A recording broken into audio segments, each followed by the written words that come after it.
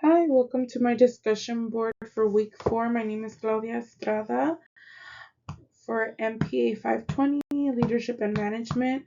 I'll be focusing my presentation today on a crisis leadership scenario at Loma Linda Children's Hospital, focusing on how leadership principles and research can guide response and recovery during a major power outage.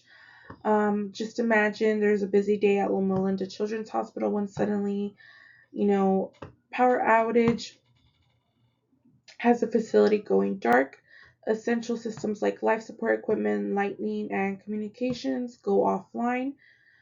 Staff, patients, and families are immediately put on edge as they try to assess the situation and ensure patient safety. Um, those that have, for example, PICU go into panic, and it's one of the main focused areas where it's home to most of the most vulnerable patients. The nurse manager during the shift must quickly step into a leadership role, which requires for making rapid decisions about patient care, resource allocation, and team coordination. Now, this crisis does impact 200 plus patients, 100 staff in PICU, and more than 1,000 people hospital-wide. The blackout is expected to last 48 hours, but the recovery portion of it, catching up on delayed care, repairing equipment, and restoring normality, could take weeks. Key services affected that could be affected include ventilators, electronic monitoring, communication with families, and pharmacy services for the medication delivery. So when breaking it down into 4 key time frames, the 3 minutes, 3 hours, 3 days, and 3 weeks. The 3 minutes, alarm sound and emergency lightning switches on. Immediate responses are critical. 3 hours, the team has switched to a generator power and is manually monitoring patients and reallocating more resources. At 3 days, the unit is collaborating with city agencies and families as the and supplies crisis continues and supplies run slow. Sorry.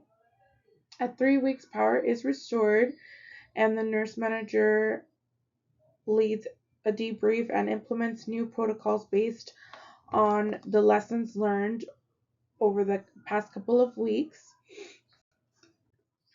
Um, Adaptive leadership in action. So, when in regards to leadership style, it's how you adapt to a situation. According to Fiedler's contingency theory, a leader should be directive in the initial chaos, giving clear orders to stabilize the unit as the crisis evolves and the team adjusts. The nurse manager can shift to more participative style involving staff in problem solving and planning. And ethics and leadership.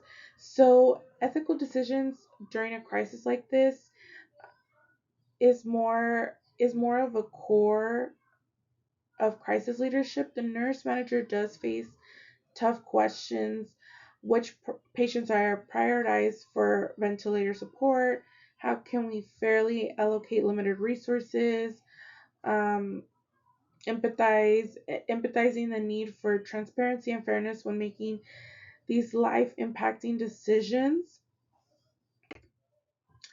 And then just motivation and empowerment to the team as a whole. Empowering staff is essential to a crisis like this.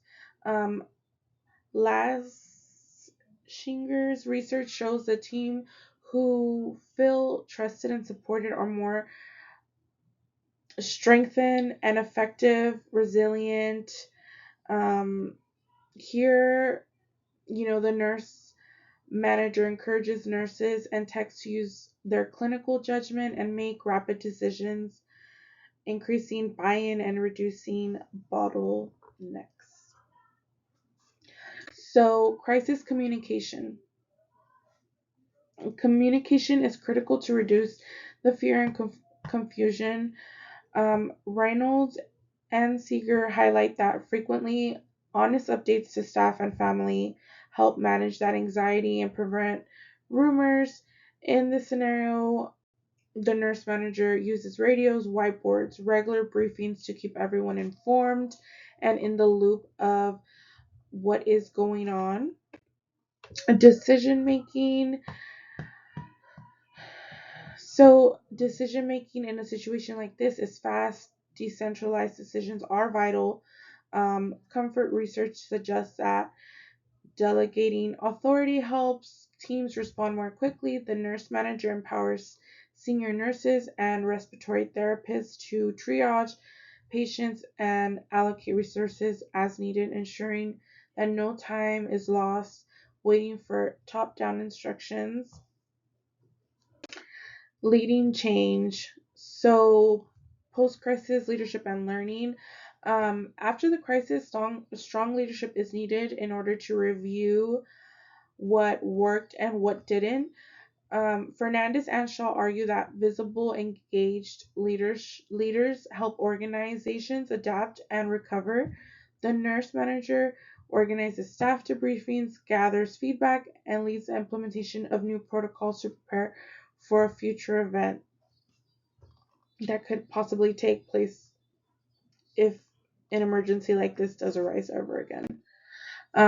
Collaboration with city emergency planners, local clinics, and other hospitals is essential to maintain patient care during prolonged outages.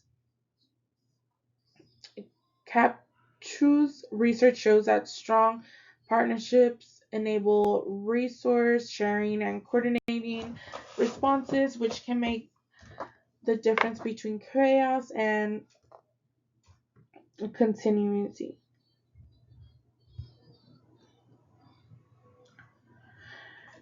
Crisis often is driven by innovation.